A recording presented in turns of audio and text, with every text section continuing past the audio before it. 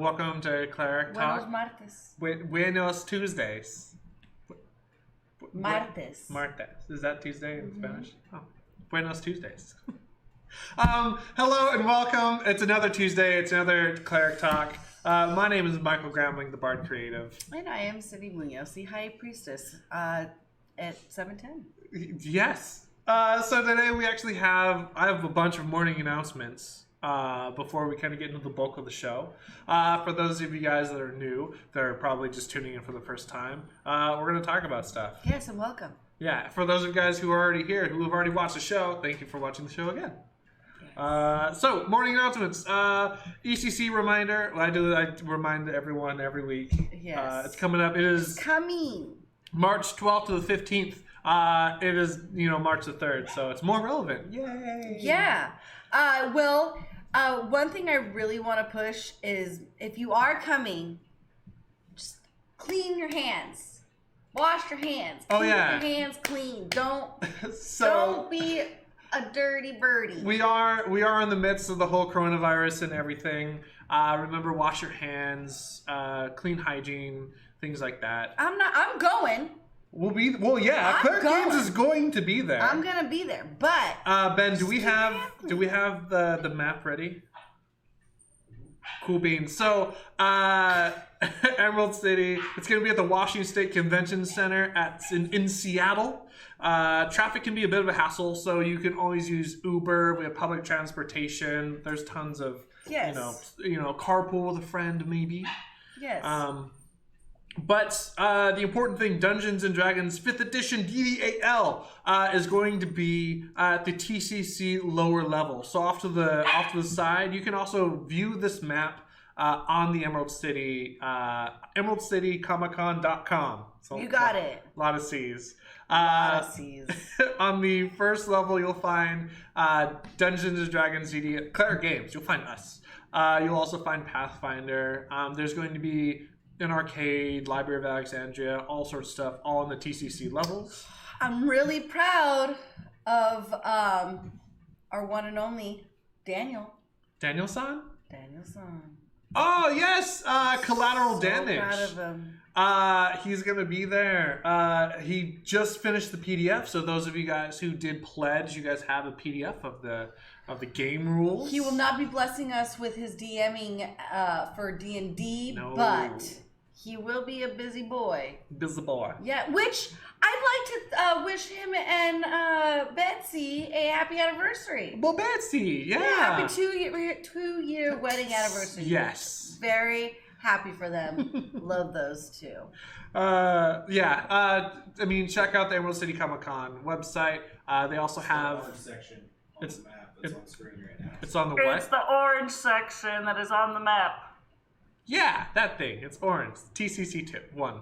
TCC1. That's us. Here he goes. Next up, my morning announcements. PAX East was this last weekend. It was a huge success. A bunch of things happened.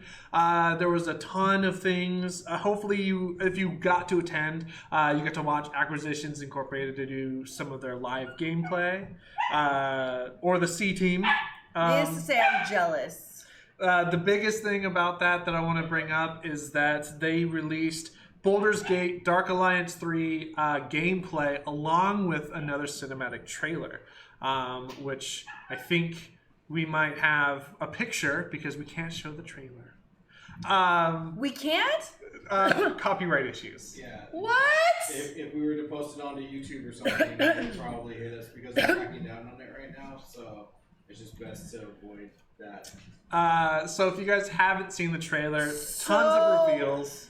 Oh, can I just say the beautiful hand of the Mind Flare, like. His knuckles are weird. Oh my God, they're gorgeous. They're so pretty. Like the shot, like it's so beautiful. Spoiler alert, if you haven't seen the cinematic trailer, I press you, go watch the cinematic trailer. It was fantastic. There's red dragons, get Yankee, there's the Illithid spaceship, abductions, mind maggots, fire, and dragons. It was savage. Teleportation. If you're looking for Dungeons and Dragons, you find dragons. But they and released... I think you even go through some dungeons. What's that? Probably made a dungeon. There you go. So they released a bunch of news on Dark Alliance 3. I wasn't really excited about it. I was expecting it to be similar to the other Dark Alliance games, which to me was very Diablo-esque. However, it doesn't appear to be that way whatsoever. It seems to be like a turn-based, gridless, tactical 5th edition game. They're going to have co-op games where you can play with your friends. They have an online PvP system. It looks fantastic, and people were blown away. So check out some of that stuff. If you have your own opinion, you can throw it up in chats. But I'm pretty excited. I think it's going to be great. I want to cuddle with a mind flare. I want to feel the tentacles like wrap around me and like kind of like. So, did you? I'm like, oh, you're so sweet. You're so cute. In the trailer, he's like, when he's using the spaceship things, he's like connecting like parts of the ship, and he like flicks it, and it says all the. Yeah. I thought that was really clever. I thought it was cool. It was fun. Let's see. Next on my agenda, we've got tonight is Delving in Deep from 6 to 9 Pacific Standard Time. Yes. Check out Uncommon_gaming. His channel here on Twitch. You can check it out. Give him a subscribe. Follow him. Watch their stuff. They're on episode, I think it's 22. You can watch the previous episodes. Subscribe. Check him out. Pretty cool stuff. There's a little picture of his thing. Uncommon's thing. Of his what? I probably should. Of his little marine. It's his little Rainer. Maybe it's his Tychus. I don't know. I'm gonna let that go. Next thing I got D&D Mythic Odysseys of Theros for 5th edition is a new campaign. It's another Magic the Gathering crossover book. I know that the crossover of Magic and D&D hasn't been really well received. We had Guilds of Ravnica that came out, which I didn't even. I played it once. It was like a little one-shotter, and yeah, I liked it. I thought it was cool. You got to play as like a Vildakin, a Simic Combine, or I'm an elephant. Loxodon. Thank you, Loxodon. That's my girl, Roxy the Loxy. I'm so sad. Oh, look at JW Merida just subscribed. Welcome. Welcome again. So in the next book coming out, it's not going to be released until June 2nd. However, they've released that you get to play as a Leonin or a Satyr. They're going to have a bunch of mythic monsters. If you don't know anything about Theros, it's like a god-driven. It's really. You know about it only because you play Magic. I'm a big Magic nerd. So I have no idea. I'm looking forward to it. Hopefully the community kind of takes this in and likes it. I know that in the DDAL community, it's kind of so-so because it's not. Oh, Midnight Cleric's in the room. Satyr sounds like they need the love dominion, which we will get to later on in the show. So yeah, Mythic Odysseys of Theros. You can check it out. You can pre-order it on Amazon and other places. Next up on my morning announcements is the Foxy Lady Tavern. So this Thursday, if you get a chance, come check it out. It's here in Tacoma, Washington. It's at 6:30, runs to about 11. I think we were there till forever. Yeah, but we were chatting. We were little chatty Cathy's, that's why. But come and see Midnight Cleric and I. Yes. And we are running some games. Two completely different So the places. lovely and amazing Cindy here is going to be running some Eberron. It was fantastic. I got to sit and play. We also have Midnight Cleric. What'd you think? I thought it was, your role play is the best I've ever seen out of any DM ever. No, now you're just saying. Dead ass, man. Oh, Dead ass. shut up. You can also experience Lost Minds of Falandelver. Oh no, we are definitely. Midnight Cleric says we are up to absolutely no good ever. You can experience Lost Minds of Phandelver with Lee. It has a much more adult and 21 and up themed implications. So it's a real cool kind of like The town's run by a brothel. It's the town's run by a brothel. Yeah, it is. So it's fantastic and wonderful. Some beautiful ladies, from what I've heard. Very beautiful. Oh, speaking of beautiful ladies, Kristen, she'll have another set of drinks for us to experience. Yeah, I don't know if it's gonna be, if this is just a different rendition and we're just going through the test of like what we're gonna stick to for our Evanron dragons, or if she's like completely changing it, or what. So I liked don't know. I liked Kyber. Yes, you did. That one was good. Yeah, I didn't. You little white claw. I didn't like Eberron. That's the only one. But I'm not a Midori fan. I'm not a big Midori fan either. She was really excited about that one. It's pretty. It was very pretty. It was very pretty. I was telling her, though, for the Sybaris one, that she should get that really nice gin that changes colors. Because that would be really cool to, like if you're making it, you're seeing it, it comes out blue, and then when you mix it with the tonic, it turns purple. That would be rad. And, like, to me, that's very magical. And I like think of, like, the shards of Sybaris, you know what I mean? Like, that's... So that's really exciting. If you guys are out here in Tacoma or in Washington and want to travel, go to the warhorn.net. Look for the Foxy Lady Cafe. You can sign up there. Limited seating. So get it while the getting is got. While the getting can get got. And there's sometimes there's room for like one more person at the table, but that's first come, first serve, so you gotta make sure you get there early. Yes. This is great for experienced and new players alike, or if you're a voyeur and you just want to sit and watch. That's okay too. You're allowed to do that. No comment. And then my last morning announcement has to deal with Adventurers and Adversaries Wave 2 modular RPG miniatures. So if you guys... I'm so excited because we totally put some money in it, and I'm so excited because I want the tabaxi looking. They've got a handful of additional with the miniatures. fuzzy tail. They've also dipped into I think it's metal dice. It's aluminum. It's dice. They have metal dice, custom sides, things like that. It's got 25 days to go. There's already 150 backers. It's 77% of the way funded. It's definitely check it out. They've got some really quality, fantastic products. Solid resin. Do it. Trust me, you want to do it. The Minotaur looks rad. We had a little. If you were here on our pre-stream screen, I think we had a little video play. We got a little sneak peek at some of the stuff. If we're able to get that Kickstarter going, Josh already knows too what he wants. He wants to get a Minotaur that he wants to use for the Strahd. Yeah. Yeah, because he wants to play a Minotaur for the Strahd game that we're going to be running, so that's going to be pretty intense. I put a lot more effort into my character. You thought about it even more? Yeah, I'm really excited. I'm really excited about Session 0. I think we're getting a little closer here. I've been reading more. I've been listening to on Audible books the memoirs of Strahd. Strahd. Oh. Just to like really like get myself in there and like understand where he's coming from and feel it, you know what I mean? And just be Strahd. Just be him. And I actually made a friend on Facebook that I've been discussing things with, and another DM, and he and I exchange information and help each other out. So like I've been working hard. We'll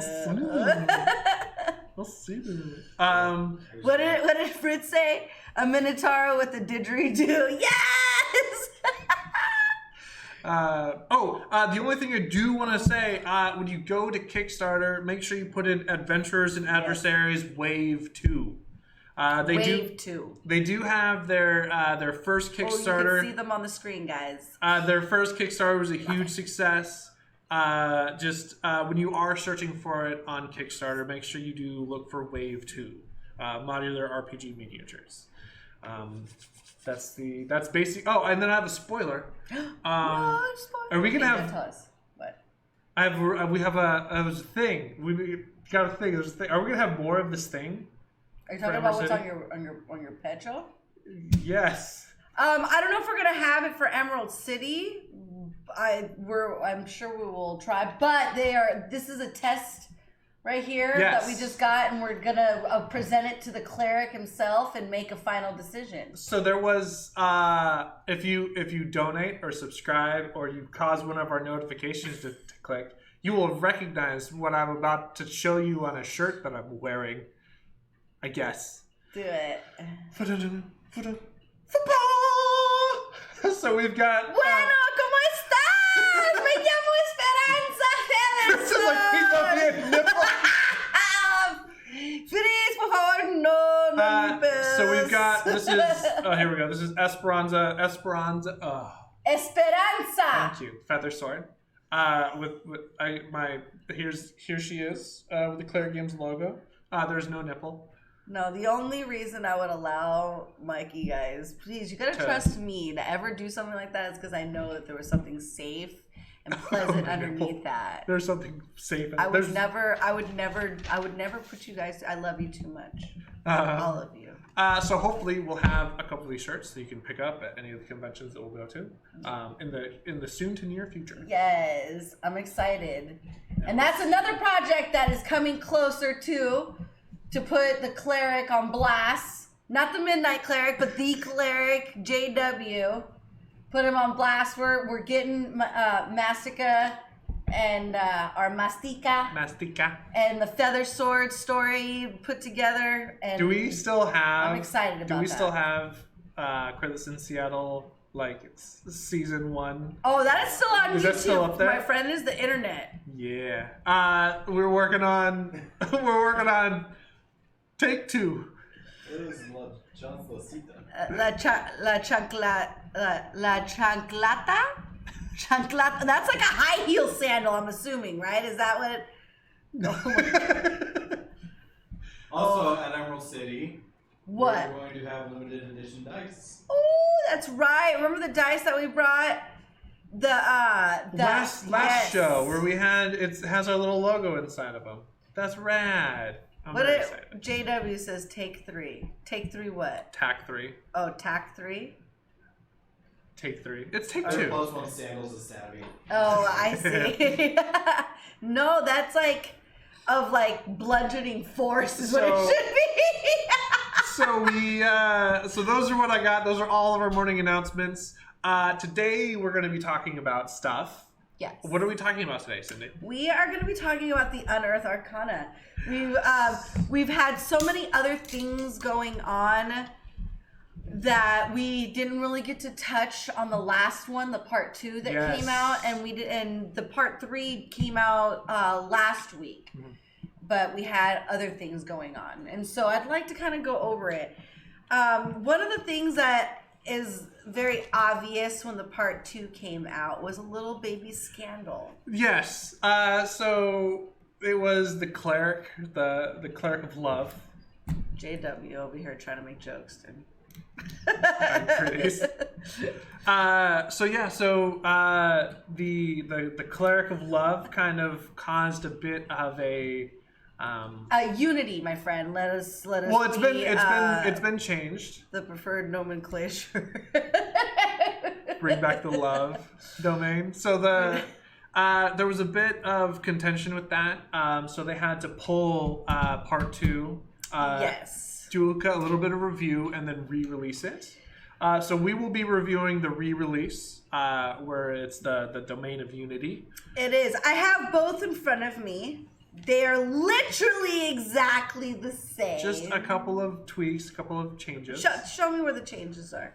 Well, I'm not gonna. No, we don't need to do that. No, I want to know where the changes are because the only changes are the word love and you. In any case, so part 2, we had features for the cleric, the bard, and the sorcerer. Yes. The bard, I have to say that if this truly existed, this would be Esperanza's bardic college of calling. Yeah, I truly, truly believe it. I was reading this and I'm like, it's so deep in her soul and like something that because she has traveled through so many different places that I do feel that like she's just, it's just a part of like music and dance and all and just entertaining. She inspires other bards. In a certain degree, I feel like the College of Creation has a little bit of a Disney implication because you turn non-magical items alive. So you're sitting there and you're playing, and then it's like, you know, the dresser comes alive. I totally thought of Pinocchio. Like I thought about like, oh, like I can animate like a little like because you could. There's no reason assistant. why you couldn't always just have like a little like wooden puppet with you. That's cool. That's a fun little thought. And it just okay, we'll get into that. Hold on, because I really think it's really cool the different things that it could do. So from. I'm gonna read it because I'm really excited about this one. Bards believe the multiverse was given existence through word and sound, esoteric harmonies that continue to resound through existence. The song of creation. The bards of this college draw on this ancient power through the performances of dance, music, or song to bring into being what they need most. Members of this college might have developed their powers during experiences on other worlds or planes of existence. Those who have seen the commonalities of multiple realities might have learned how to tap into truths most mortals glimpse only for a moment. Alternatively, the bard might find themselves out of step with their own home, plane, reality, or time, their connections to elsewhere, allowing them to manipulate the space around them.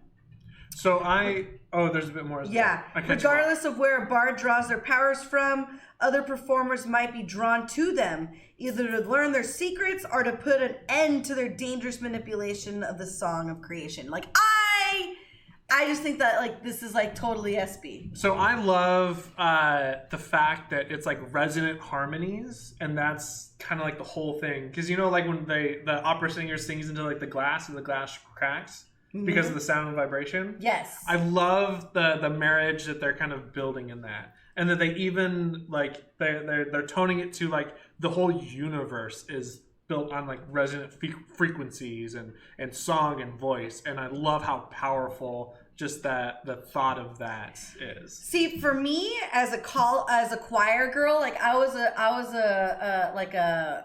show choir girl, even more so. Back in choir girl like camp. Dancing and singing is my shit, bro. So like for me, this speaks to me, like it calls to me, and I'm like, yes. Like I don't know. I honestly like this is my jam. I gotta point out Lee or Midnight Cleric's little comment of animated and awaken a drawer. The first attack it has is missing socks. That's more of not bludgeoning damage, but psyche damage. Because it's only one. Because you're like pissed off. You're like, no. It's like you're just angry. Suck. Oh my god, it's great. There has to be like a D12 and it picks a different race, so it's like the sock of a kobold or the sock of like an ogre, and it just changes slightly.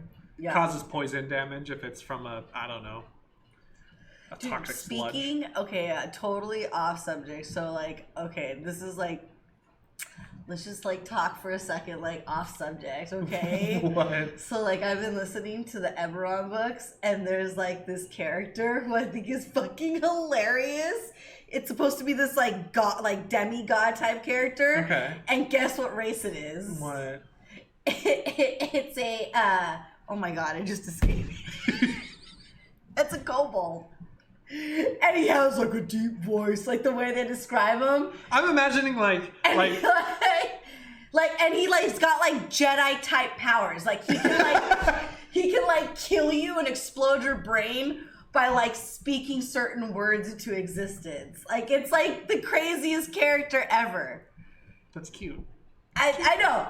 So like, and the way they describe him is like this tiny little like he's like one of the main characters, like explaining in his mind like how he's encountered them before, and that they have squeaky little voices, and that this one looks like he's about to have the same squeaky voice, and then this like deep booming voice comes from him. I'm like, this is fantastic. some just deep baritone. Yeah, like boom, like so loud, like it's like he says, like it's like mentally, like it's like damaging, like it hurts. That is hilarious. Oh, it's great. So like if you are a Cobalt fan, you got to read the Eberron book. Granted, you got to get through the first one to get to the second one to get to that point, but it's worth it. It's worth it. It's worth it. It's a great story. I'm obsessed.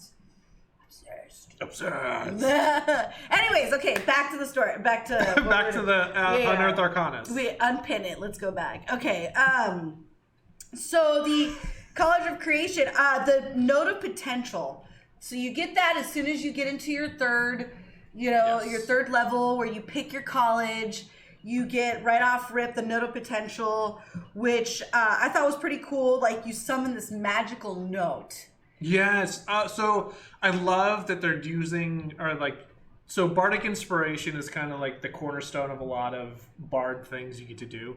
And I really like the, what they're allowing you to, enhance your inspiration by, manifesting it as a note. And, give it, here's a note, wow. Yes. I like that. This is a cool little thought. Well, and they all do different, there's 3 different types of things that the notes can do. And Midnight Cleric wants to know that if, do you get student debt when you pick a college? That's the whole reason why you're adventuring. I mean, yeah. Is to pay off your college debt. I mean, you asked to I went toss to a school coin to be to a a lawyer. Witcher, but it's because you're jacking it from the Witcher the whole time. Yeah. That's so funny. You I owe money to a couple of people. You got a job now? I can sing you a song. I'll sing a song. We'll make lives up. I'll make you sound like you killed the monster. It's but fine. you actually ran, and that's okay. It's okay. Me? I'll tell everybody you beat it. Don't worry, the dragon is dead. Oh, that must be his angry brother. Oh, no! No, those scales are different.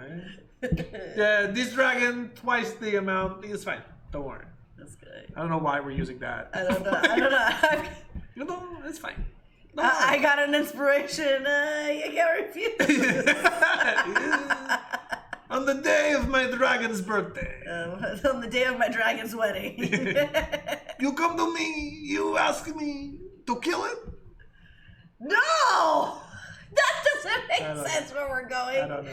All right. Back to yes. We got this note. It orbs about 5 feet from the creature that you choose for it to go to. I can't. Yes, Marcella, you did come at a very weird time. I apologize. It's okay. Man. But we're all weird here, so I'm totally no. That's not an excuse. All right. Note of Destruction is one of them. Immediately after the creature rolls the Bardic Inspiration die to add it to an attack roll, the creature can expend the note to create a burst of sound. Each other creature within 5 feet of it must succeed on a Constitution saving throw against your spell save DC or take the thunder damage equal to the number roll on the Bardic Inspiration die. The second one is Note of Protection. Immediately after the creature rolls the Bardic Inspiration die and adds it to the saving throw, the creature can expand the note to gain temporary hit points equal to the number rolled on the Bardic Inspiration die, plus your Charisma modifier, provided the creature doesn't already have temporary hit points. And last but not least, and hello, greetings, Commander. Last but not least is the Note of Inspiration. When the creature rolls the Bardic Inspiration die to add it to an ability check, the creature can expend the note to re-roll the Bardic Inspiration die and must use the second roll. So there are some cool little things that you get as a little ad for the benefit of joining this college at 3rd level. Yeah, I like the kind of utility that it gives you. The floating note. Yes, I like that. Yeah. I think it's pretty rad. The Note of Destruction is really cool. You can give it on a frontliner. I like to me, the Note of Inspiration is probably one of my favorites. I like the idea of inspiring a character to make a skill check, like stealth, or maybe not stealth, whatever it is, but giving them the ability to get advantage on the roll. I think that's a really cool thing. Something you said or did or whatever inspired them to do a good job at something. Yeah, rather than just I get to add the D6, it allows you to give advantage. That's a nice. I like it. touch. I like it. So my concern on this is it brings up the question of like, well, if you're proficient in it and you're helping them, can you not give them an inspiration with that? What does this do compared to just like giving the help action for a skill check? I would think, well, in the heat of battle, you know, you can't really, or one thing that you can't really help someone with is like persuasion. Some of like the auditory, like talking to a person, doing the help action sometimes doesn't really fit with the DM. And in this case, you get to supersede that and they get advantage on the roll. That's what I would see. Yes. And then it kind of we get to delve into like some of the cooler things that the College of Creation does. Yes. At level 6, we got the performance of creation. This is where we're starting to get into the really cool shit, because they provide you. Oh, is that? Does this one go to that? No, this one goes to that one, right? Okay, yeah. So they give you a chart even, which I really like how they provide you with the little stats for this. Your performance can manipulate the magic of creation, briefly transforming the world around you. As an action, you can create one non-magical item of your choice in an unoccupied space within 10 feet of you. The item must appear on a surface or in the liquid that can support it. The GP value of the item can't be more than 10 times your bard level and must be no larger than 10 feet, cube feet. 10 cubic feet. Yeah, wow. For examples of items you can create, see the armor, weapons, adventuring gear, and tools table in Chapter 5, the equipment of the player's handbook. The created items disappear at the end of your next turn unless you use your action to maintain it. Each time you use your action in this way, the item's duration is extended to the end of your next turn in the maximum of 10 minutes. If you maintain the item of the full 10 minutes, it continues to exist for a number of hours equal to your bard level. Once you create an item with this feature, you can't do so again until you finish a long rest or until you expand a spell slot of 3rd level or higher to use this feature. You can only have one item created by this feature at a time. If you use this action and already have an item from this feature, the first one immediately vanishes. So you're reading off the one that also says Love Domain, right? Yes, it is. Because there's already corrections on the board. I realized that as I was reading it. Yeah, where it says creation, it says animated now. Animated performance. Yes. Now I'm on the right one. Oh yeah, it's no. They did change it. That's why I was that's why I was looking at it. I was like, is that the first one or the second one? It's fine. So there's that fucking fix. So X-nay on all that last shit I read. Here, Mikey, read this. It was basically correct, except for when it said created item, it's just now animated item. Oh, okay. All right. Well, at that point, does it show the little chart now? You have a little chart of the dancing item. Here's the big change that they did was like performance of creation, animated performance of creation. So it's a little different. So what it does is at 6th level, your mastery over the song of creation allows you to animate an item. Pinocchio. You get to Pinocchio. So as an action, you target a large or smaller non-magical item you can see within 30 feet of you, and animate it. It comes with the dancing item stat block. So whatever you animate, it's gonna have, it's gonna use this stat block. However, when you want to kind of like control it, that's the only thing that I'm not a huge fan of. So in combat, it shares your initiative. It can move and use its reaction on its own, but the only action it takes on its turn is the dodge action. Unless you take a bonus action on your turn to command it to take one of the actions in its stat block or dash, disengage, etc., etc. So you don't get to like, it gives you like a bonus action attack essentially when you create a smaller item. So, I mean, it gives you a little more utility. Bards don't get the extra attack feature unless you take another college thing anyway, so it's... So it's a nice little thing, but it's more so the way I see using it. Like, I don't see using it for doing much damage. I see using it as like a distraction tool. I still like the idea of I'm imagining like the fight against Strahd in his room, animating his desk and having his desk attack him. Oh, like Beauty and the Beast style, like the furniture just starts to come to life. Yeah. So I mean, like whatever you animate has like force empowered slam, so like it slams at a dude, which deals a D10 plus your charisma modifier, which is kind of nice. But that's just what I'm imagining, and it's got a high AC. Its AC is 16.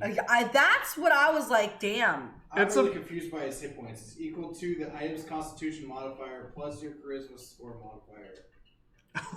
Plus 5 times your clout level in this class. It would have been a lot easier if they just said 3 plus your charisma modifier plus 5 times your level in this class.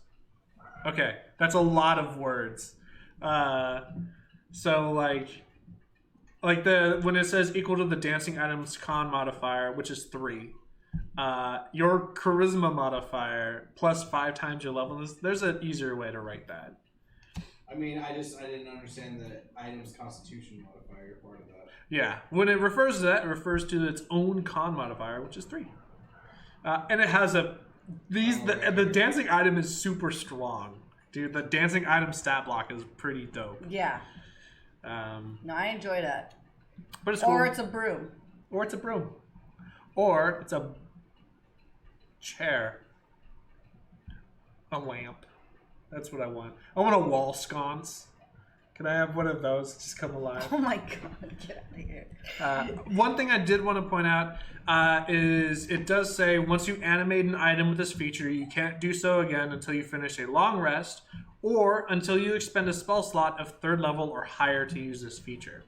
I really like this part where it says if you expend a spell slot of 3rd level or higher, you regain the usage of it.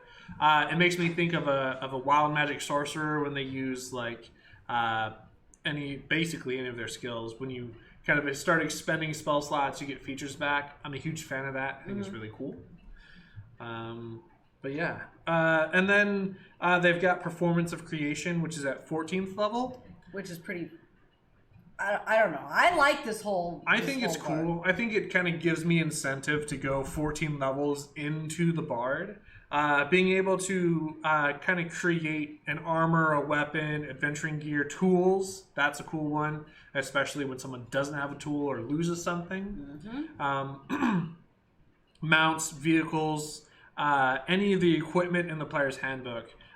You can kind of create the item. It doesn't stay forever. However, if you needed a cart, you can just sing a cart into existence. And I think that's a really cool feature.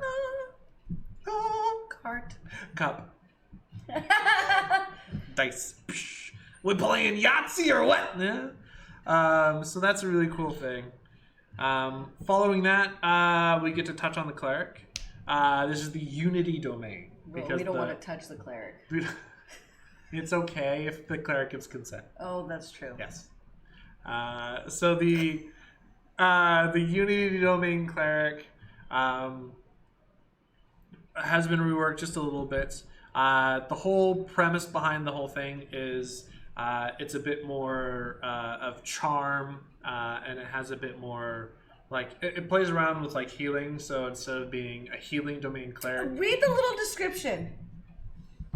Unity domain. A sense of oneness shines at the heart of healthy communities. Whether bound together by friendship, blood, faith, or some other uniting force, the gods of unity deepen such bonds and delight in their strength. Clerics of these gods preside over marriages and other familial bonding customs, but they also nurture the emotional bonds of friendship and camaraderie. Their divine blessing bolster and protect allies in battle through these deep bonds and turn aside malign influences. I can't speak, but that's okay. So it's to be okay. So when I think of like the Unity domain, I really think of like the new book coming out with Theros, and I'm just like, oh, the gods and spirituality and things like This that. makes sense if it's part of the Theros stuff. That's what I'm thinking of.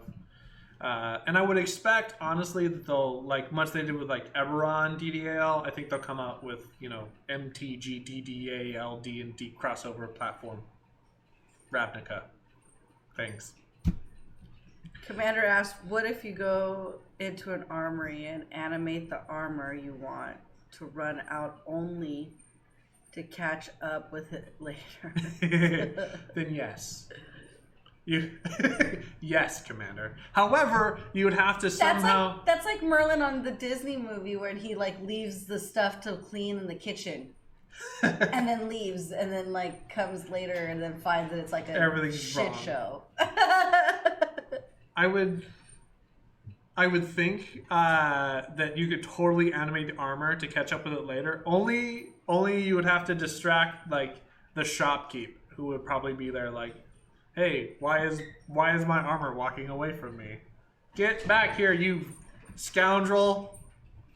But then again, he leaves the shop, and then that's the whole shop that's open. And it's And then fair game. everybody comes and starts getting angry that there's moving armor. It'd be fine. Everything's fine. Anyways, so the Unity domain. At first level, you get Emboldening Bond. You get to forge an empowering bond between allies. As an action, you can choose 2 willing creatures you can see within 30 feet of you. This can include yourself. And create a magical bond between them. While either bonded creature is within 30 feet of the other, the creature can roll a d4 and add the number rolled to an attack roll, an ability check, or a savings throw it makes. Each creature can add the d4s no more than once per turn, and the bond lasts for an hour or until you use this feature again. You can only use this feature once, and you regain the ability to do so when you finish a long rest. Or you can expend a spell slot to use this feature again. So I think this is fantastic. I think it's cool. You get options. You get to bond with your friend. You get to bond with your friend. Start rolling d4s. It only lasts for an hour, which can be kind of a... Midnight Cleric says this is like a Care Bear stare. That's great. I guess. Only if they're willing. Just a gnome. A gnome just walking around like, oh. Friends! So that's a cool little feature. I like you basically get to give guidance for saving throws and attack rolls, which is pretty dope. Following that, at second level, you get Shared Burden. This is where things start to kind of pick up and you get to do some cooler things in Unity. When you use Channel Divinity to protect you can use your Channel Divinity to protect your allies through the strength of your shared bonds. When a creature you can see within 30 feet of you takes damage, you can use your reaction to choose a number of willing creatures you can see up to a number of creatures equal to your Wisdom modifier. Minimum of 1. Oh. This can be yourself. You get to distribute the damage taken between the original target and the chosen creatures. Each creature must take at least 1 damage and apply any damage resistance or vulnerability to the creatures involved after you distribute the damage. So this would be great if your frontline tank is about to take a massive amount of damage. You get to kind of choose all sorts of people around you and split it up. So you can save your friend.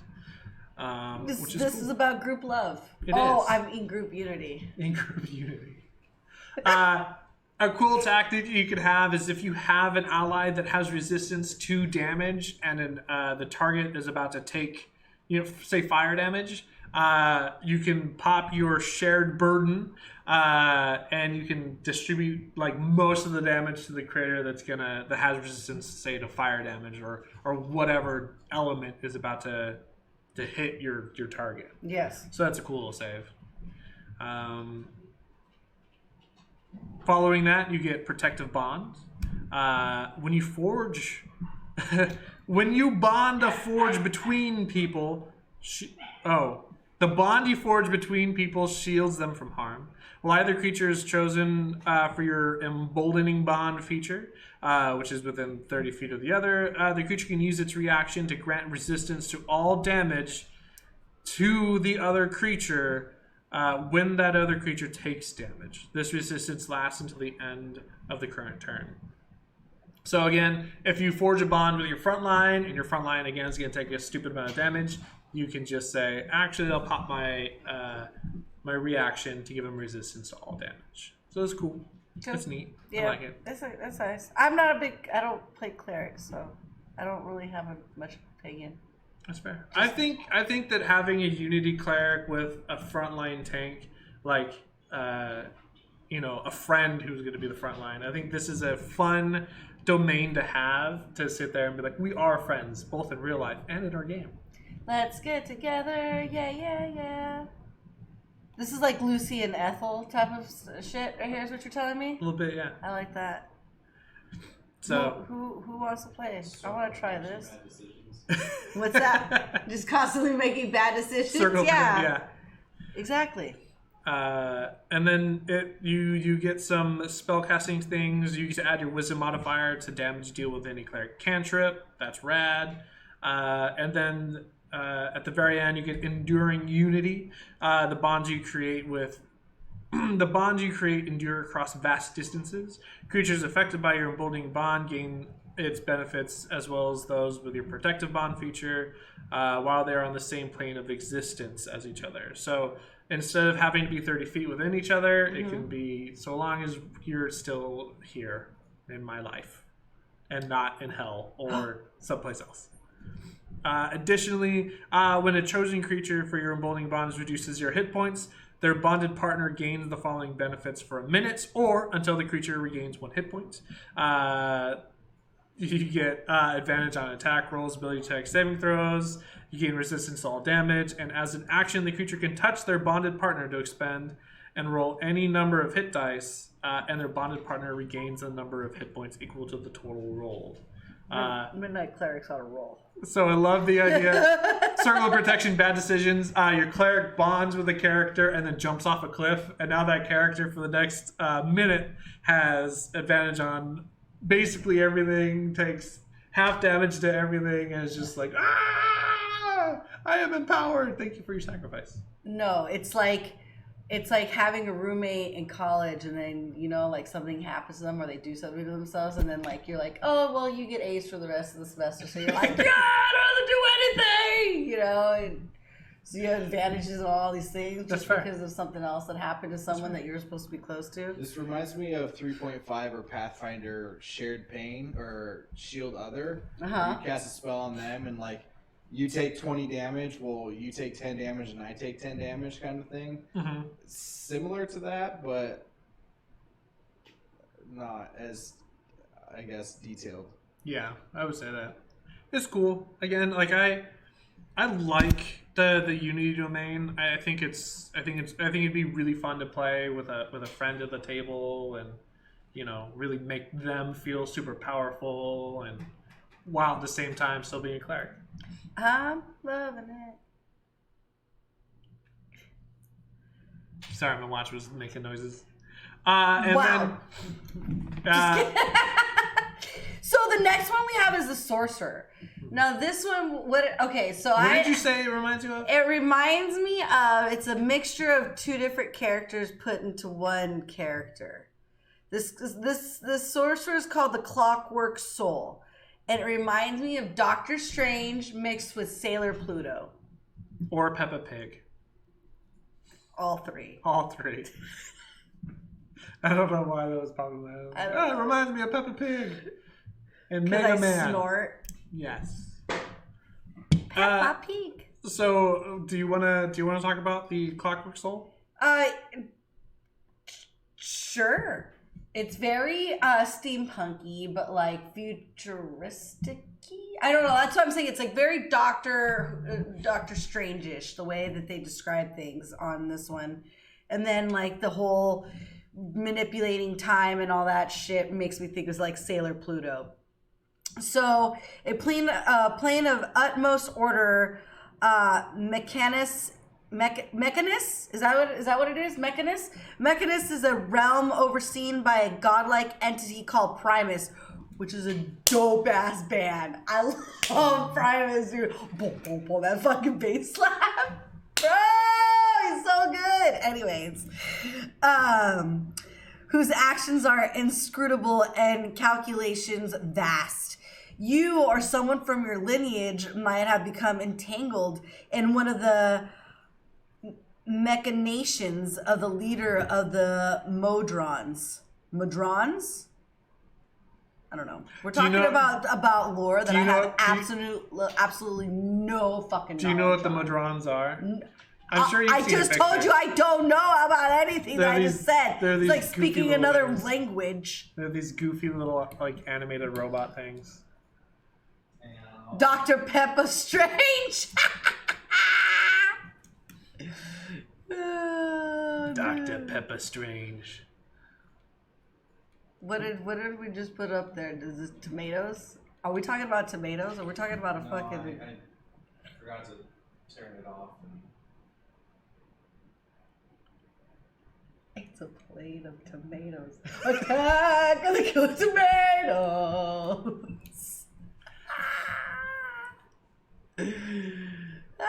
Anyways.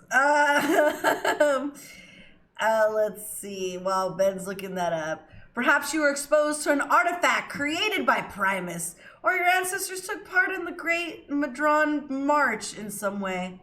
The power of Mechanus...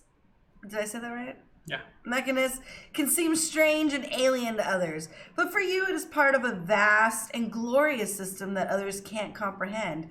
At your option, you can pick from or roll on a manifestation of Mechanus table to create a way your connection to the plane manifests while you are casting a spell.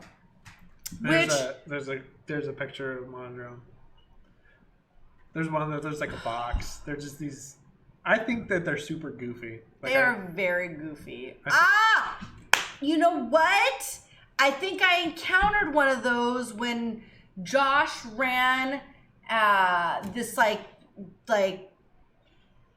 very it was like a zero Ebenron module. You didn't get any sort of points. You didn't get anything for running it.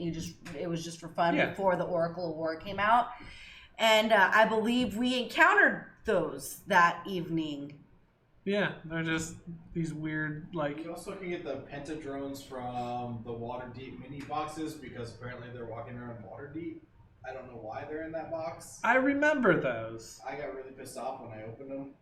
You're just like, why do I have these little dudes? I always imagine them speaking real funny and just being like droids from the Clone Wars. That's what I think about. But I feel like their intelligence would be less than the droids from Clone Wars. Maybe, yeah. It's in their eyes. What is Midnight Claire says? Tell them about the march, the Million Modern March. Oh my god, did I just do that to myself? Yes. It's a plane of OCD machines that constantly like to balance checkbooks and maintain a good credit score. Oh, I need to live there. I don't think we've ever gone through the different realms of I think it's in the back of the player's handbook, but they have the different realms where it's good, bad, law, chaos, and it's Mecha whatever land is lawful and good, or lawful new. No, that's the judge place. I don't remember where it's at, but it's on this cool spectrum. It's a cool picture. You'll have to show me that later. Yeah. I don't know. I've never heard of that one. So there's different ways that you can manifest the Mechanus.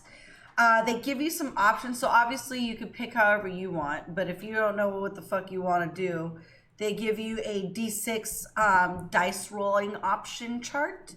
The one that I like the most, I think Ben's about to put it up on the screen right now. The one I like the most though was the ringing of a clock can be heard by you and those affected by your magic. I like that. Tick tock. Tick. Like, I fucking hate the sound of a ticking clock. So I can only imagine how maddening that would be, and like how that would kind of like create the character that you're going for. That would happen to them. Who would role They would play? have to have Toll the Dead. I would role play as like a schizophrenic, and I would just cast Toll the Dead on the big bad guy. Like, do you do that? Yeah, that's what I'm saying. That's why I like. What's that doing? Become the crocodile from Hook. Yeah. Yes. Zeke was watching that before I left today. That's a good one when you're sick, you know. Poor Zeke. If you guys know my son, he's homesick. Coronavirus. No, wow. I watched Star Wars this weekend because I was sick. He already just finished it, so he's moving around all the My sick thought different. on that was, why didn't they just upload the transmission to the droids instead of holocall to them? It'd be much more efficient. Stop. That's what you get after a whole like watching everything. You're like, my final conclusion is. No, I was watching episode 1 and I saw that the Nemoidians like talk to the droids. That's like, why would they just upload a transmission like Jedi on planet? Maybe because they're just trying to avoid anybody else getting the Space dust. There's a lot of space dust around there. I don't know. Anyway, It really messes with the holocron transmissions. that leads straight to the Sith planet. Yeah. Space dust. I don't know much about sorcerers. Have you ever played a sorcerer? Yeah, I played the wild magic sorcerer last week. Oh, that's right. That's right. My summoned a unicorn. So that's right. So with that, like, what I don't really understand, like, how does it? Okay. What's so cool about this clockwork magic? So there's nothing too crazy about it. You get you get some additional spells because you're a clockwork mage. Each spell counts as a sorcerer spell for you, but doesn't count against the number of sorcerer spells you know. So that's pretty common. You get Restore Balance. Your connection to the plane of absolute order allows you to equalize chaotic moments. When a creature you can see within 60 feet of you is about to roll a d20 with advantage or disadvantage, you can use your reaction to prevent the roll from being affected by advantage and disadvantage.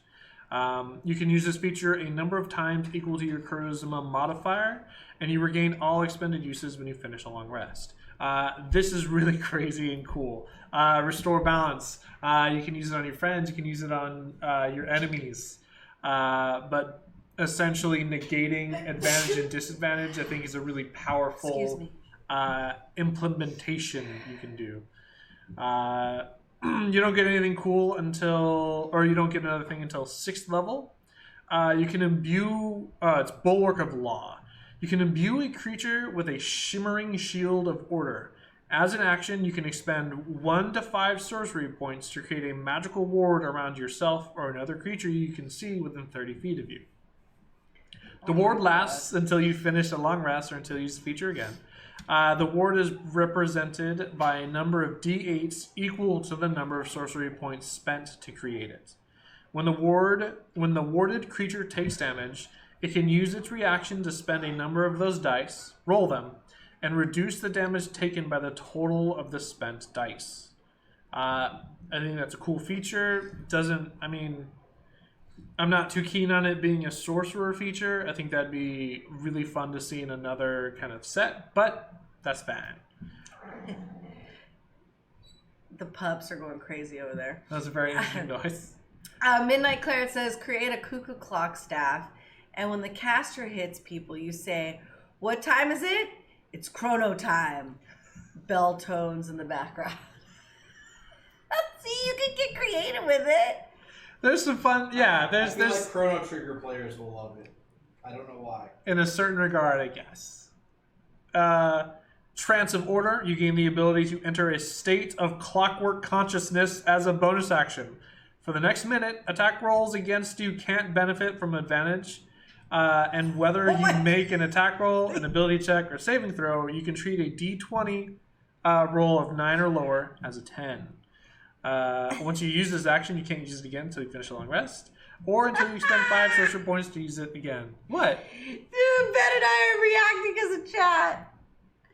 Oh my god. Or you could build a female human clockwork mage and name it Cher.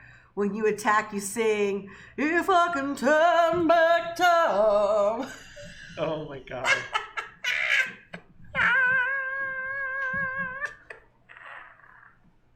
I like that. Dead. So yeah, the Clockwork Soul for the sorcerer, it's not too crazy. It's got some cool features. I don't think that it's I don't think it's crazy or awesome. I think it's got some cool features, but it's kind of the lackluster of part 2. At level 14, they get reliably talented, except for it's a 10 instead of a 15. Yeah. Clockwork Cavalade. You summon spirits of order. Of hors d'oeuvres. Wazzy's really liked this word lately. Which word? Cavalcade. Because they just put it on a magic card. Oh, that's fair. But yeah, so that's part 2. Hopefully you guys have gotten to look at it yourselves. Hopefully you have, maybe you have your own opinions. And remember that they do have a form where you can kind of give them your input and your thoughts. If you surveys, to be exact. Thank you. That's the word I wasn't thinking of. A survey. They have surveys, and if you get a chance to play it at home, play it at home.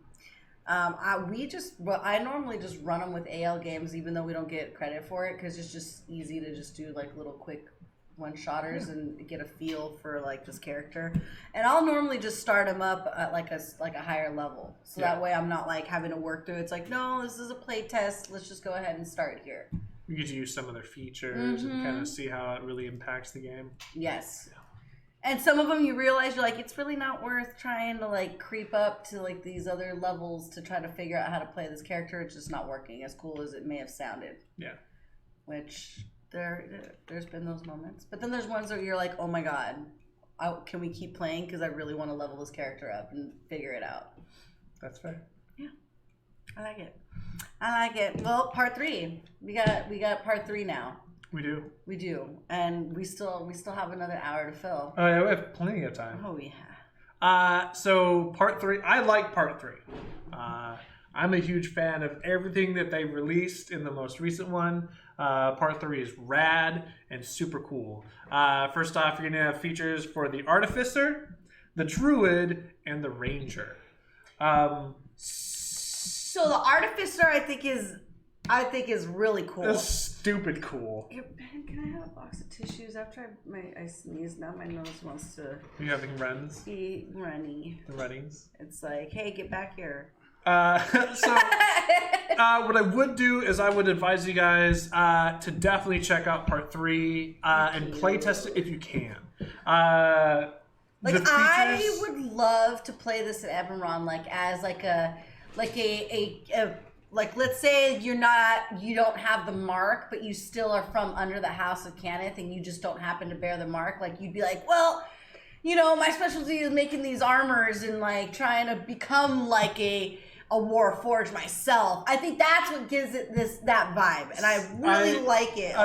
There's a lot of text for the Artificer. It gives you it's the armor is your specialist feature that you get to choose that they just released. A brief kind of rundown of what the armor is. You get to develop power armor. This is something that is solely for your character. It has 2 functions of either being very bulky frontliney or the other feature is to be more slender and agile. In any case, you get to use your power armor as a spellcasting focus. It has a variety of features that reduce everything that reduces damage, gives you temporary hit points, gives you advantage on using tools. It allows you to incorporate some really wild things to it. You also get to use your power armor is going to get split up as chest, gauntlets, head, boots. So you get to do your infusions separately amongst it. It also allows you to infuse additional parts. The one thing I want to point out is your power armor allows you to replace strength-based stuff to your intelligence score. So you get to be an intelligence frontline, power armored, crazy dude. I mean, as an artificer, I would imagine you being really fucking smart. You know what I mean? Yeah, like you're an engineer pretty much at that point. So every engineer I've ever met is pretty goddamn smart. And so like this would be like an engineer that created like their own little armor for themselves. I mean, I think it's really cool. Yeah. Like it's like, okay, so there's this game that Josh and I always talk about. It's like it's Mechanoid, I believe is what it was called. And you would go to these pods and you would sit in these pods and it was supposed to be like you are in a robot and you're like battling with the robot. He used to have the giant controller stations. No, you would go to like a place in public and an IRL and there was these pods and you would pay to sit in these pods and play. Hi RS, welcome to our show. And you would play and like the whole idea was that you were supposed to be like this human that was in this huge mech robot and you're like battling in this war. So like that's kind of like what I imagine was like kind of like this like almost like robotic or like Iron Man-ish kind of like idea, you know? Very what I mean? Iron Man-y. You know, like it does. I mean, when you take the armor feature, it also gives you proficiency in heavy armor. It also all of the requirements of heavy armor and the disadvantages you get to remove those. So you get a crazy high armor class without disadvantages to stealth, and you also remove the strength requirement to use it. It's cool. I think it's super rad, dude. But there's a lot of text around it. Well, dude, out of all the what's it called? The features that we've seen on all these different classes, all these different subclasses, this is probably the biggest one. Yeah. That I've seen, because they give you all these cool different things, and then on top of that, they give you fucking infusions. Yeah, you get additional infusions. I mean, it gives you an extra attack. I mean, it really is. It gives you a very frontline spellcaster, dude. It's. I just like it because it would be basically like my wizard, but an artificer. He's got shield and. What are some of the other spells he gets? Oh, you get shield, mirror image, fire shield, and greater invisibility. Like, yeah, you get some freebie spells that go along with it, and being you get to really kind of dress up since it's your power armor as your spellcasting focus. Like when you do shield and stuff, you can really dress up the imagery of it being produced from the armor. And I play this cool. In the Eberron Epic on Emerald City. So I don't know who's DMing your game. So I mean, it's really cool.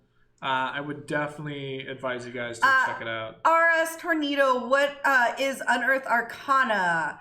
And you're super new to D&D. Well, welcome to D&D and welcome to coming to our page. Yes, we are here to help with the community. Our focus is Adventures League, and what Adventures League is that it is the public gameplay of Dungeons and Dragons. Yes. So it's got a little bit more of a structured ruling to kind of make it so that you can go play your character anywhere that plays Adventures League rules. Yeah. So what Unearthed Arcana is, though, is it is not at all anything Adventures League. What Unearthed Arcana is that it is the platform that that Wizards of the Coast, who makes Dungeons and Dragons, that they have created for play testing these new classes for our subclasses for certain classes. So we've got Bard, who is the support and music and all that kind of stuff, and so they give us like fun little things that we can expand out None of these are legal play for Adventure League, like I said, but they can be played at home at your table as long as the DM approves. So some of these are just different. And what it is that we'll come and talk about some of these new ones, and then you can go try them at home, and then online through the Dungeons and Dragons, they have where you can fill out surveys and let them know what you think about these subclasses. So it's kind of cool. Yeah, that's basically it. Yeah, I like the Unearthed Arcana because when things start to get stale, it kind of gives you like let me try something new. I'm gonna try something different. One thing that you'll notice is in D&D that the amount of customization can be limited as opposed to other role-playing games. And so the Unearthed Arcana really kind of breaks that down and gives you a lot more options, and really cool. So it makes me feel like they're constantly adding things to the game and keeping it fresh and allowing you to do more of your own personal custom things and really tailor a character to your own playstyle. Yeah. Tornado, just so you know, because he said that his first only character so far for D&D probably won't work for other game mods. The most important rules for Adventures League when creating your characters, if you're trying to play an Adventures League style, is you need the player's handbook and plus one other book. So you're only allowed to play the player's handbook and then add bolos or add Mordecaians or Short Course Adventure. Yes. So you cannot use multiple different books when creating that character and putting his or her spells together. And then you're also using a point by system when you're doing your skill scores. I can't even talk. Stats. Yeah. And you're using 27 points, and you kind of distribute that so that it makes it for more of a easier and fairer game and leveled gameplay for when people. That way you don't run into crazy stat scores and everything is uniform. So nobody's like, you don't run into a person who has a bunch of 18s and it's just awkward. Yes. You can also find all of the information about the Adventures League and things like that online. They've got facts and players' guides and things like that to really help you build your character. Yeah. Oh, then if you're using Point by Tornado, then you are on the right path on figuring out how to create an Adventures League qualified character. Yeah. And what my favorite part about it is that if you're playing something, you have from level 1 to 5 to change whatever you want. Once you hit level 5, you're locked into that character exactly the way it is, and that's what you're going with. Yep. Except for name. You're not supposed to change the name no matter what. She says conspicuously. But yeah, so there's tons of resources online, things like that. There's also, if you go to a game store or any place that has DDAL, people will be able to answer any questions. Conventions, games shops, online. I mean, there's all kinds of places to go. And if you've got, and normally too, Tornadoes, that they'll give you access to being able to find log sheets so that you then log all your stuff so that it shows like what games you've played, what modules you've gone through, what items you have legally. There's rules on how many magic items your character's allowed to have at certain levels. Excuse me. And the way Adventure League goes is by seasons. So like you can go at a season and depending at a convention, and some conventions will like pick modules that go with the theme of the convention, but you can also find places that literally go by the season. And right now we are in season 9, which is Descent to Avernus. Yeah. So we're in hell, and some people on the side as like this little like side project that they're doing right now, which is brand new to kind of Dungeons and Dragons, is they're doing this weird, has its own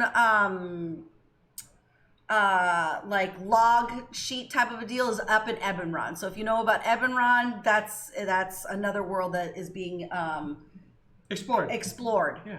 And adventured in at this moment. So yeah, that's the. It's a very brief. Yeah, that's what's going on now. you know, like just a quick catch up for you, Tornado, and anybody else that might be in here. So, and then people in chat can answer. If you just start throwing questions, you might have people in chat will probably help you out. Yeah, if we don't answer right away, chat's really great about support. But yeah, we're here every Tuesday at between 1 and 3 o'clock. Yes. Getting back on track. So again, I'm not going to read out all the stuff for the Armor Artificer. It's just got a bunch of cool stuff. It's a lot. Definitely check it out yourself. I think it's really cool. Following that, we have the Druid. Again, Ben, can you put up the link for how to get to this page of the Unearthed Arcana, just so that people can be able to have a quick. It can be it can be a little bit of a hassle finding their Unearthed Arcana from their main website, but I put it up, but just Google Unearthed Arcana Part 2, Part 3. They pop up, but there's a link in chat.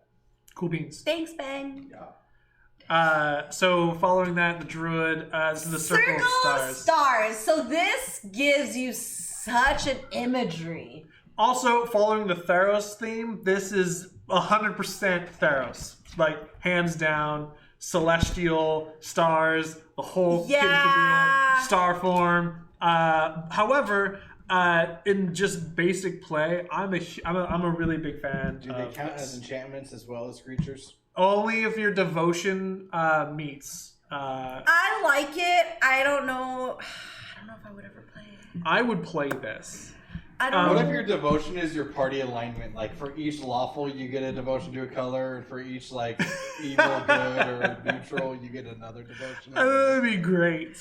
So the Circle of Stars, the whole premise around it is you basically watch the sky and try to ascertain the cosmos through the constellations and things like that. It's just astrology. You're an astrologist, and pretty much, but like a magical astrologist, and you're all about the stars, and you're supposed to have like the thing that that your magic comes from.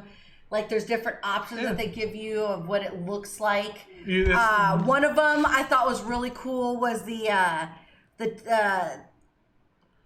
like the crystal that projects starry patterns when placed before a light. That's totally girly, and that's totally something that like little young child sitting be like, oh my god, yes! And I would totally play on that. I'd be like, and then I push my lights through the necklace. Like I'd eat that shit up as a kid. I'm an adult and I eat that shit up. That's so good. I like that one, and then I like the wooden what's it called? The living wood? No, the tablet with the holes drilled in it, so that way when you look at it or you like put light through it, you would see like the constellations like project like on a wall or something. Like that's what I imagine. Now beyond that, there's some cool features you're going to get from this. So straight up, they're going to give you get to cast Augury and Guiding Bolt without expending a spell slot and without preparing the spell, provided you use your star map as a spell casting focus. You can only cast the spell from the map this way a number of times equal to your wisdom modifier, and you gain all uses when you long rest. But bro, you straight up get a bunch of free Guiding Bolts. Dude.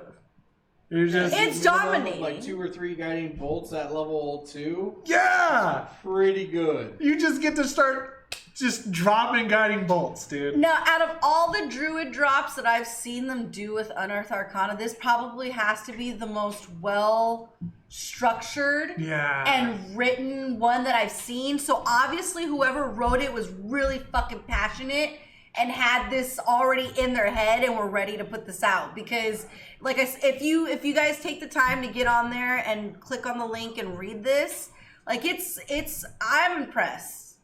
Like I said, I almost want to play it, but I don't know. I want to play it bad. Me personally, I want to play it. I want to see somebody else play it. So I want to DM another chalice. You heal somebody within 30 feet. You are also healed.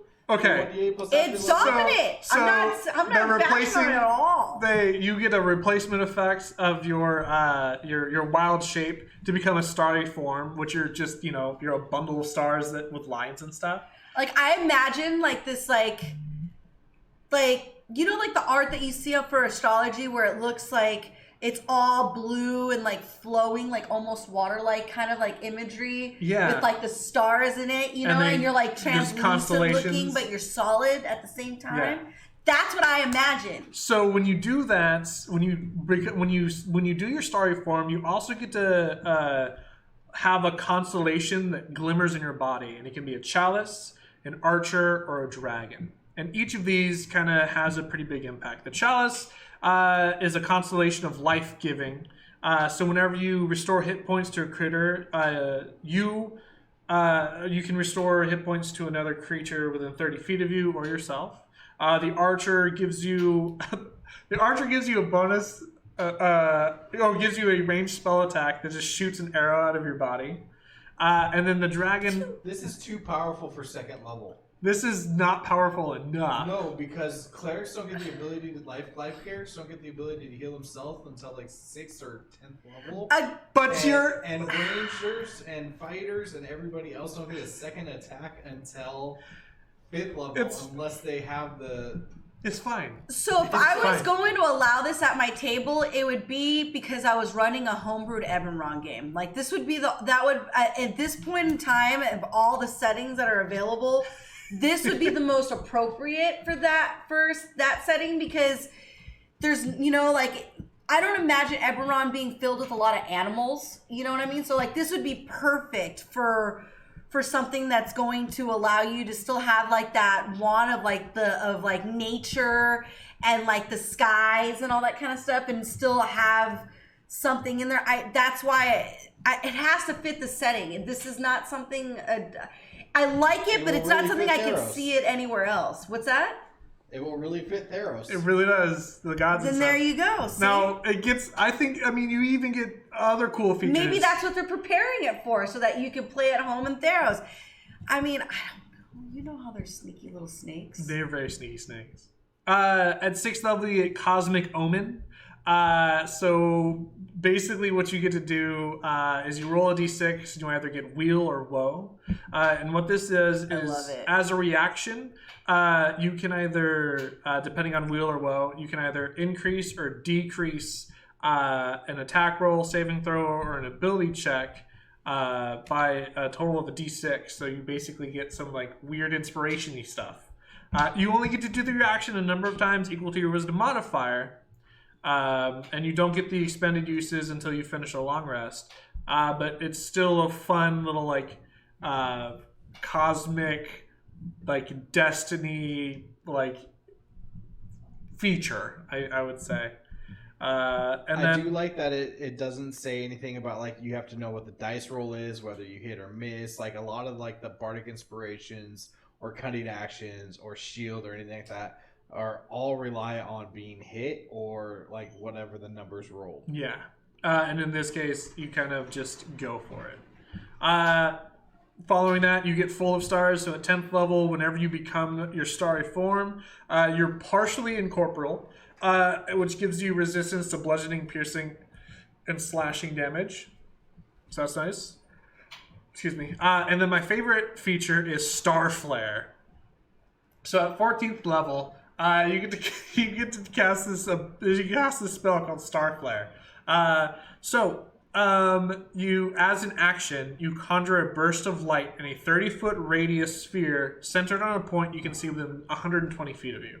So it's this huge area.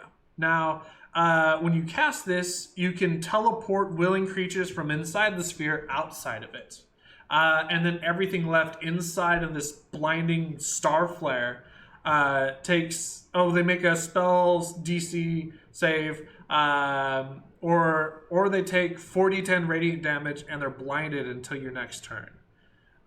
So it's a cool way to kind of like pull your allies out of a dangerous spot, make things blinded so you can kind of interrupt spell casting and hurt people that rely on attacks. It reminds me of the Rosenbridge from Thor. Like, Heimdall, get us out of here! And then the beam of light comes down. Yeah. Oh yeah. So I think it's cool. I'm enjoying like everything that they got about the druid. I think the free guiding bolts super powerful. But, yeah. And then lastly, we have the Ranger, which... I'm not a fan of. I like this one too. I'm not a big fan of it. I wouldn't say this is amazing. However, I do like kind of the feel of it. I think it's because I just started watching Carnival Row. Oh, okay. Yeah, I guess I could see that. I started watching it too, and then I just kind of found other things on television to watch. So the Ranger gains the archetype Fey Wanderer. Ideally, as a Fey Wanderer, you guard the border between the Feywild and the material plane, guiding the lost out of the Feywild and preventing dangerous Fey from damaging the material plane. And so you get kind of a lot of the fun features that allow you to kind of like... Very fun, Ferngully. Very Ferngully. It's you get to kind of be the Lorax and speak for the trees. But you get, you get a couple of fun little things. You get, like, it's called the Feywild Gifts. So you get, like, illusory butterflies flutter around you when you take a short or a long rest. You get some horns. Maybe your skin changes color depending on the seasons. But you get a Fey-esque kind of cosmetic feature, which is cool. That makes me think of the Magicians. A little bit. With the butterfly. Are you thinking of the tutting? Finger tutting? I'm not fucking suck at that. I gotta give them credit on just their finger movements and stuff. Like even on like TikTok or whatever, like the finger dancing stuff is like. Have you YouTubed it? Like there's a whole culture around that shit. Yeah, it's finger tutting. Yeah, finger tutting's like a dance. It's a thing, bro. Right. And like they're fast at it. And you're just like... Yeah, no, not that cool. But you get some fun features that are very Fey, wilderness, spiritually things. One thing that's kind of cool is you get advantage on saving throws against being charmed or frightened. They give you an additional skill. Dreadful Strikes is kind of neat. So you get to augment your attacks with mind-scaring magic, drawn from the gloomy hollows of the unsilly Fae. You gain the bonus action that you can use to imbue the weapon or weapons you're currently holding with magic. I imagine like a band of Lost Boys. It's just a bunch of rangers of Fey Wanderers. Basically. It's it's not going to be anything crazy. You get to deal an extra d6 of damage here and there. Strike is stupid. First turn, bonus action, Hunter's Mark him, shoot him, do 1d8 plus 1d6. Second turn, Dreadful Strike, 1d8 plus 2d6. And then I continue to do that until it's dead. I'm telling you, that's why I wasn't. Tornado asked a question. What's up? Question for that. What qualifies as a bonus action? Good question, Tornado. Explain that, Mikey. Let's see how... I know what it is, but like I can't. So the best way to explain what qualifies as a bonus action is it will say. So depending on whatever it is you're trying to do, it will say whether or not it is or is not a bonus action. It also does the same for action, reaction. Spells are the same way. It'll tell you like this is a one action, or it could be a bonus action, or a reaction. That's Hunter's Mark, Shillelagh, Hex, Hex Blade's Curse. Those are all things that are considered bonus actions. Healing Word, that's probably the most common bonus action spell. Bardic Inspiration. As a rogue Tornado, when you become level 3, correct? 2? Level 2, you gain the ability to have a bonus action, like a free bonus action. So you can attack with one hand, with your main hand, and then you can attack again with your offhand, or you can hide, disengage, dash. I mean, there's all kinds of, and then you could take your bonus action before your action or after your action. And the only thing to remember is that on in your action equality thing, you get one action 1 bonus action, 1 reaction, and 1 movement for your turn. So Yeah. there's that. And 1 interact with object if it matters. Yeah. Although a part of your movement is whether or not you can stow or draw a weapon, some other stuff. It's in there. It's all in there. Yeah. Bonus actions are fun. I get pissed when I don't have a bonus action. Not gonna lie. Let's see. And so, so those are the Unearthed Arcana for part 2 and part 3. Hopefully you get a chance to kind of look through them, check them out, get your own opinions about them. We're getting to my favorite time of the day. I will say they also have a product survey. So if you want to go ahead and give Wizards kind of, they have a couple questions about their own products and your feelings. You can go ahead and write that survey. I don't want to look, Michael. You're not gonna see You can look. I don't want to look. I know what this spell is. Do you? Yeah, of course they do. Do you guys want to start with a magic item, a spell, or a creature? I want to start with a critter. I don't know anything. So, I don't even know these spells or magic items. I'm just guessing. So we're gonna move. Don't ask me. We're gonna anything. move to our segment. What is that? What is that? So, those of you guys at home, you can play. You can play along. Go and post in chat what you think it is. So this is a critter. The rules are simple. You have to guess what the heck it is. It's Pikachu! It's Pikachu! Hand a piece of paper over to Cindy so she can write on it. You got one? No. Here, Yeah. take this. Okay. Here. Ooh, here's a clicky pen. Ooh, yes. I don't know how well everybody can hear me. Stop clicking. Ben. Ben. I hate you so much. I'm sure everybody else does too. Hate is only skin deep. So here's how we're gonna play the game. So Cindy knows exactly what this creature is. Oh, do I? You do. Oh, is that a is that a pseudo dragon? No. Is that this creature Why do I know changes this? color by age. Mm-hmm. I want one. Fun. Here's a question. So out of all of the colors, so this one's like kind of a blue. Mm-hmm. How old do you think this creature might be? Because it's blue? Because it's blue. I would say it's young. It's young. It's a baby. No, not that young. But it it's a young dragon. Like a teen? Yes. Yeah. Like a rebellious teen? What does that qualify for? What am I looking on that would tell me rebellious teen? Is it the rippling face. muscles? It's the rippling Is it the rippling muscles? And the adolescent, like, rebellious fucking look on his face. Like the frohawk going and then on. he's got like the little tiny hole in his wing, like, yeah, I've seen some bad days. Yes. Can't do it anymore. So if you were This creature is cat-sized with butterfly wings. It wears a sharp-toothed grin and expression that is delicate, or that its delight by twitching of its tail. Its merriment fading only if it is attacked. It is an invisible trickster.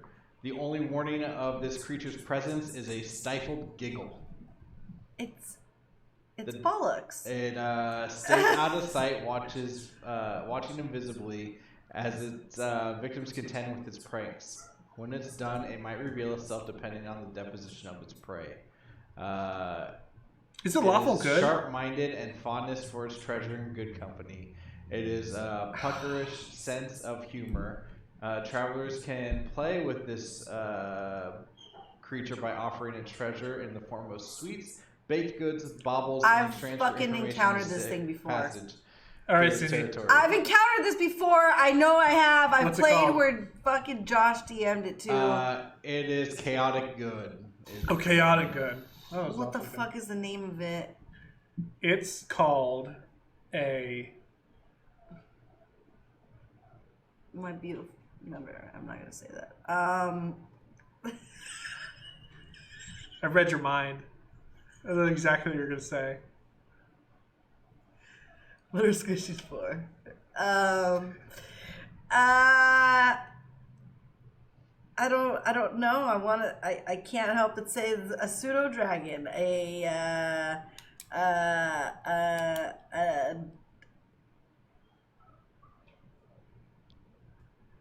How what you going with?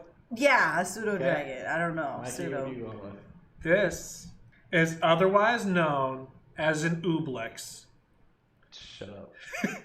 This is otherwise known. Did you just make up that name? No! Do you know what an ooblex is? No. What about an elderbrain?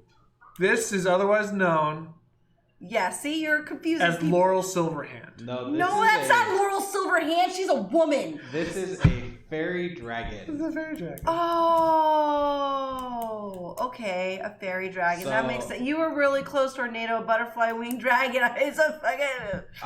Because it's blue in the picture, it is between 31 and 40 years old. Oh my It god! matures at purple. So Purple's the no, last so color. him and I are the Violet is same. 50, it basically goes through the colors of the rainbow. So the Red, hole in orange, the wing yellow, is green, that blue, I've seen yellow. some shit. Violet's the eldest one. Yeah, and that's 51 or years or older. Yeah. And I think that their abilities are also determined by their age. I want like, one. Yeah, so at red, they can cast Dancing Light, Mage Hand, or Minor Illusion. Orange, they get Color Spray. Yellow, Minor Image. Green, Suggestion. Blue, they get Major Image. Indigo, Hallucinatory Terrain. And Violet, Polymorph. Yeah. It's beautiful. I want one. It's cute. But their hit points don't increase by their age. It's just No, they interesting. don't. So, yeah, that is a fairy dragon. But they have a. I think they have a pretty good AC. Like 16? It's 15, yeah. Okay. They have a breath weapon that is a one creature within a 5-foot square must make a wisdom saving throw, or Or for fall 1 minute asleep. they can't take reactions and must roll a d6 to determine what they do on the start of each turn. Oh, I thought that. No, who is it? The imps have the stinger that make them fall asleep, right? I think so. Yeah. Yeah. All right. Next, we're gonna go for. Our tornado's like an oobleck. Check it out, dude. Ooblecks are real. Yeah, confused. Are they? Yeah. Oh, there's a whole story. So there was a kid who was sick. And I think he did a Make-A-Wish, and he went and he met D&D creators and stuff, and he actually created the monster. Well, I mean, with some help, but they created the Ooblex. Yeah, it's I'm working on a campaign with Ooblex. The whole concept is it's like this slime, right? It's this slime, and what it can do is at a certain point, Ooblex can kind of manifest into like a humanoid, anything, right?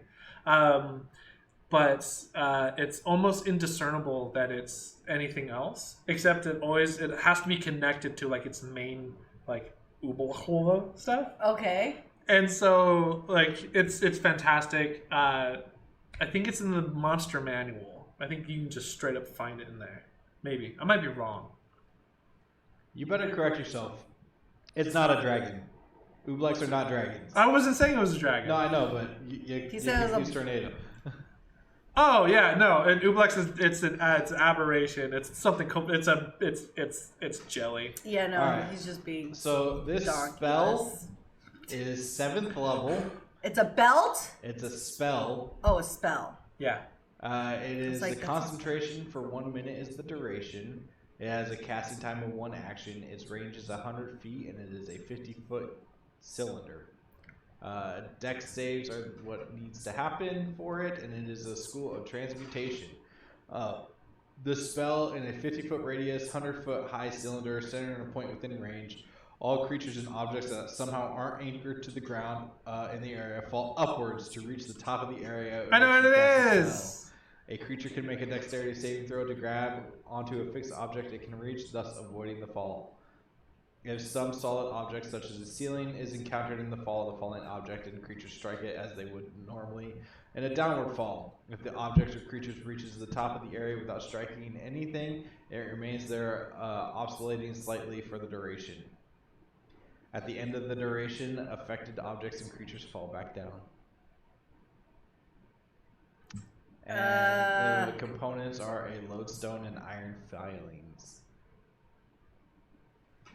What level spells this? It's like 7. I was say 6. I know what it is. The circle of anti-gravity. It's reverse gravity. Yeah. I like tornadoes. Wingardium Leviosa. Yes, it is reverse gravity. It is No, it's Wingardium Leviosa. The first time I saw this spell used was Amy used it when I was DMing, and she lifted up all my demons in Assault on Midra, and they hit the ceiling, and then she stopped concentrating, and they hit the ground. So she did like 20d6 damage to them. That's rad. In a matter of a second. That's awesome. Great. There's a lot of really fun traps and dungeon puzzles that use reverse gravity to complete the stuff. It's really cool. Okay, this magic item, I had to go and grab something that represented it. I know this is. This magic item is also known as a Snuggie. While wearing while wearing this, speaking the command word, you can turn into a couch potato, and you can Netflix and chill as a free action. Do the sandals come with it? While wearing this, you can use a bonus action to make it billow dramatically. I know what it is. It's otherwise known as a flatulence flap. It can be found on overalls with the buttons on the butt. It is a common magic A cloak item. of farts. When you speak the command word, foul smell erupts in a 5-mile radius centered on you. Oh my god. Is this a oh god. So funny story. This magic item. So in the survey, the product survey, they ask you, are there any magic items in the D&D universe that you think are essential to your D&D experience? And this item is what I put on there, along with some other stuff. But this is the +2 Snuggie. These sandals are a part of the outfit. That's because it's +2. It's The +1 doesn't have sandals. The +1 has an sandal. I don't know. Cloak of terrain. You're close enough. It is the cloak of billowing. Yeah. Oh, cloak of billowing. You can make it billow dramatically. Yeah. It's fantastic. That's it? Yep. That's it. It's a common magic item. There's nothing. Oh, I thought maybe it'd help you with difficult terrain or something. No, it's I was trying to nothing. go out there. Wow, dude. Look at me always trying to go for a reach. Alright, here's Oh, I think I know this one. here's the last one, and I really hope Cindy does know this one. This is the cloak of it's not spiders, it's It is wondrous item, very rare, requires attunement. It is made of black silk interwoven with silvery threads. While wearing it, you gain the following benefits. You gain resistance to poison damage. You have a climb speed equal to your walk speed. You can move up, down, and across vertical surfaces and upside down along ceilings while... it's a drow cloak. It's what drows use to fucking hide from you on the ceiling. In webs of any sort and can move through webs as if they were difficult terrain. I don't know this one. Oh god, I know it, but I can't. Web. You get to cast web with this thing? Yeah, the web created the spell filled twice its normal area. Once used, the property can't be used again until the next dawn. That's rad. Okay. It's a drow cloak, and I can't think of the name of it. It's I don't know. Hold on. This Cape of Lolth? I don't know. This is mantle of Yeah, mantle of Lolth, mantle of webs. Mantle. what's the rarity? It's wondrous. Yeah. It is very rare. Oh, Hamlet has it. Fuck, I can't think of the name of it. I know what it is too. It's the dark I mantle won it cloak. last. Is that what it is? I don't think so. Cloaks. Yeah. See, Hamlet said they got it at ECC last year. Yeah, I don't know. I don't know this one. If I were to guess, I would guess that this magic wonder, this very rare, wondrous item, is otherwise known as cloak of Mantle of Dark. No, I'm not gonna say that either. Mantle. This is the Another name for arachnid. Mantle of arachnid. Are you reading chat? You're cheating. They were giving me hints and I'm telling them the answer. Don't hate. Yeah, I don't know. What is You it? can't see. That's why. You got any guesses, Cindy? I don't know. Mantle of arachnid. Mantle of It is the cloak of arachnidia. arachnidia. I like that. That is cool. Where do you get this? Damn, I want one in real life. What adventure gives you this? I mean, you want me to cheat and look it up? Kinda. I want to get one of these. Dude, I want to wear that. I just want to cast web. That's all I want. I don't want anything else. You could cast web without having. No, man. Dude, I want like a old... I want to be a barbarian. I knew you were gonna say that that. casts web at double its normal size. Come on, dude. I'm ready. And I get to move through the web as unhindered? Yeah. Oh, yeah. Dude, I want this, and I want to go like full like 1980s Doesn't- drow like female with like a fucking bikini, and then just the cape with like thigh-high boots. I wonder if we can... Ooh, it's out of 2 books. I'm telling you, dude. We gotta get... That'd be a dope outfit. we need to get Bonsai, and we need to tell Bonsai to Help us make it. yes. And teach me the ways of the fucking cosplays. Yeah. Although we have to somehow incorporate you being able to throw a web. Dude, what is it? Like, I swear to God, I'm so bad at cosplay for myself. Like, I like lose my mind. But when it comes to my son, it's like I'm like, and like I'm a completely different person, and like I'm being ran by like a complete different like person in my brain, and I'm like, and then I sew shit up, and then it's like, here's your cosplay to my fucking 10-year-old, and he looks like $1 million. That's And then because- I do it for myself, and it's like, I just glued that one piece on. I've been working on this for 10 minutes. I'm over it. Can we I show think- the bonsai image? Yeah, show that bonsai Let image. me find it. Boop. Bonsai. Boop. Bonsai. Bonsai, baby! That is So you guys, our new bonsai is one of our fellow streamer friends, and we just did something fun with her. We did some pre-generated character sheets for some people that we know, and she was one of them that we used and we created an artificer. Need to work on the image still a little bit, but A tinkering artificer. Because she is. I mean, That's fair. in IRL, I mean, look at her. She looks like one. She is one. Oh, I haven't seen this yet. She's fantastic. Here we go. Here's Bonsai. That's rad, dude. proud of it. I'm pretty proud of it. Yeah. That was good. It's great. That was pretty good. I'm also grateful for like the spell effects that I've they been came out slow. with recently that like have the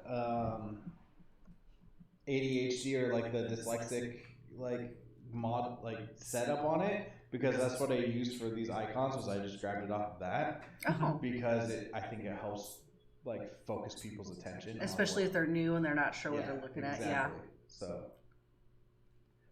it's supposed to be a no. Thank you. Yay, it worked then. That was pretty good. Wait a minute. Do we have time for one more before we say our goodbyes? You want one more? One more. Let's do Oh, one man. more.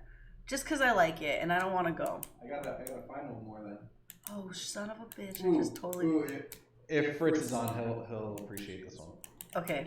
Oh, I gotta stop with the clicking. See what you did? I didn't do anything. What? Also, so this next one coming up will be, This next one's worth 10 million points. or the points are made up and nothing matters. A bunch are made up and nothing matters. Oops. $1 million. Oh yeah, I got that. This one is something that is cast by sorcerers on their wild magic chart. Do you know what this is? I know this is. I don't know if I should give you guys more than that. You shouldn't give us Oh anything my yet. god, why is it precious? And I love the way it's laying over the screen. This is Right. adorable. Oh my god, I'm in love. Tornadoes, what? Everyone should know. They straight up, so again, on the product survey, they ask you, on a scale of 1 to 10, do you think this specific creature is worth any kind of value in the D&D universe? And I was like, 10. This creature. I can tell you about this creature. This creature is deadly. This is the most ferocious creature that you'll ever encounter on Mechanus. They communicate telepathically, though they resemble jellyfish. They're sentient beings of great intelligence and wisdom, possessing advanced knowledge of religion, philosophy, mathematics, and countless other Of course subjects. it does. Of course it does. I mean, look at it. It looks they're retarded, sensitive. but it's the most smartest thing in the entire world. The thing you need to know is that it's a good creature. It's good. Commander says it's one of their favorite Underdark creatures. They're sensitive to emotional states of nearby creatures. If a creature's thoughts suggest goodness, they seek out that creature. When facing that creature that extrudes evil, they flee. Also, in Pathfinder, we found out that there's a spell called Detect Anxieties. That is worth every dollar bill ever. So you can prey on people with anxieties. That's Celestial jellyfish. So fucked So these guys have a psionic siphon. They feed off by siphoning mental energies of psionic creatures, and they can be found lurking near communities of mind flayers, Aboleth, Githyanki, and Githzerai. As passive parasites, they only take mental energy they need, and most creatures feel no lesser discomfort of such feedings. Consuming psionic energy reveals the thoughts and emotions of the creature in which they feed. Since so many of these creatures are evil, flumps are, are often subject to the thoughts, emotions, and hunger that sicken pure nature. They encounter good-hearted adventurers, they eagerly share dark secrets, and they have learned in the hopes of casting out the evil sources of energy. They must seek out a new source of nourishment by doing so. Did you hear him say the name of the critter? Oh, he actually said He it? did. Tornado, these are on the Wild Magic Sorcerer chart. Yeah, you can accidentally just summon a handful. 1d6 of them. Yeah. What's the roll you need to do? I'm looking that up right now. Yeah. It is a 37 or 38. Yeah. They appear in an unoccupied space within 60 feet of you and are frightened of you. And they vanish after 1 minute. Yeah. Oh. Mind.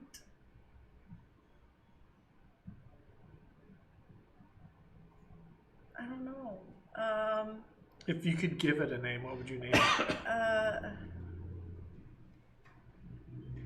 didn't know how they were slightly transparent. I like it. Jellyfishy. Oh my gosh, they're prone. They are prone to efficiency. If they're not prone, roll a die. On the odd result, they land upside down and are incapacitated. Yeah. Well, it's not a mind flare, but it's a. I don't know.